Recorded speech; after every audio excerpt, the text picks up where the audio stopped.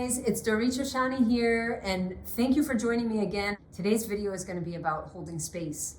And holding space basically means that we are capable of standing in the face of our children's difficult emotions without telling them or needing them to stop. Now, if you could just think about this for a second, okay? Most of you who are on my channel are here because you are parents or caregivers.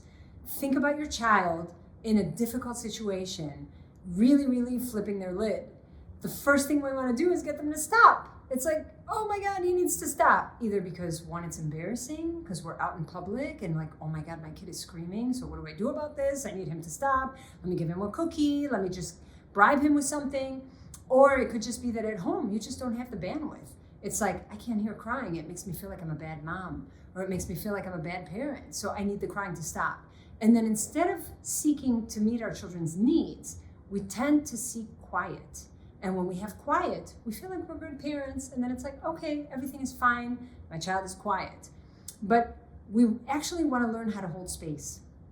Holding space comes from a psychoanalyst. His name is D.W. Winnicott. And his theory is called the good enough mother. In this theory, he says that we are good enough parents when we can withstand our children's difficult emotions. So I want you to think about that for a second. What happens in real time? How are we able to show up when our children are having a challenging time? Are we really quick to rescue? Are we trying to just get them to stop their behaviors because it's very intimidating for us? Or are we capable of standing in those difficult emotions and saying, you know what, you can bring it on me. You can show your true self and it won't be too big for me. So I just invite you to think about this. As human beings, we are all wired for connection. That is the fundamental need that we all seek. We seek connection. And so as children, we will preserve connection at all costs, even if it means that we're suffocating our authenticity or suffocating who we really are. So for example, if when we are children, let's say that we are just very excited and we show excitement in a way that's very outwardly exaggerated. And our parents don't find that appropriate. And they say to us, you need to stop that. You can't be so excited. It's not feminine when you act that way. Then we think to ourselves, in order for me to preserve connection, I must stop that. Because if I don't, I'll disappoint my parents. And then connection is broken. So as a child, I internalize through those messages that I'd better act a certain way so that I get approval. And when I have approval, I will have connection. And so we suffocate without recognizing it. As little children, we suffocate our truths in order to be able to preserve connection with our parents. And what I'm inviting you here is to open your mind and to recognize how our behaviors as caregivers and parents affects the way that our children show up. And to allow what's called all feelings welcome, whether your feelings are excitement or laughter or pain or suffering or crying or distress. Whatever you are feeling in the moment, you can bring it to me. And I am sturdy and stable enough that I can handle your difficulty. Meaning, you don't need to take responsibility for me losing my cool because I cannot handle you, because you are too much for me with the things that you are bringing up. So when you think about yourself as a caregiver or as a parent, you want to make sure that you're showing up with intention. You want to make sure that when somebody brings something to you, that you are stable enough that you can hold space for that.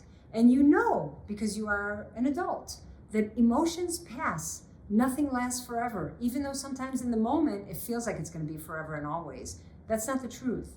We want to remember that this will pass. And so my son right now has big tears, and that will pass. I just need to be able to hold space for him.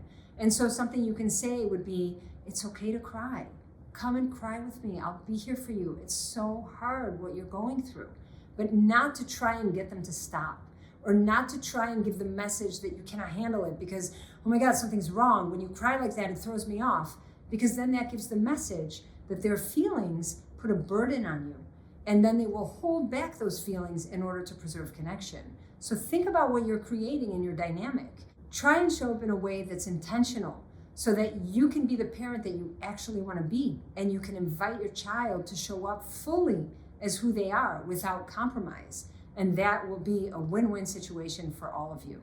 And guys, if you haven't gotten your child sleeping through the night yet, I feel like this is really the first step in what needs to happen before we try and put focus on how we show up and how we want to be as parents or caregivers. I have a free guide on my website. You can just grab it. It's literally available to you right now. Click on my website, doriechochani.com, grab your free guide, get your child sleeping through the night so that we can move on to bigger and more interesting topics on this channel together. Also, I'd like to invite you to join my community. You can do so also on my website. Subscribe to my blog. You'll be receiving updates. They're occasional. I'm not going to bombard you with anything, but you can join my community that way.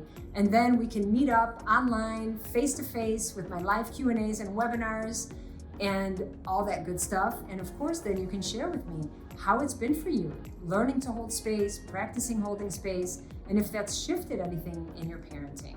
So appreciate your time, and I hope to see you in the next video.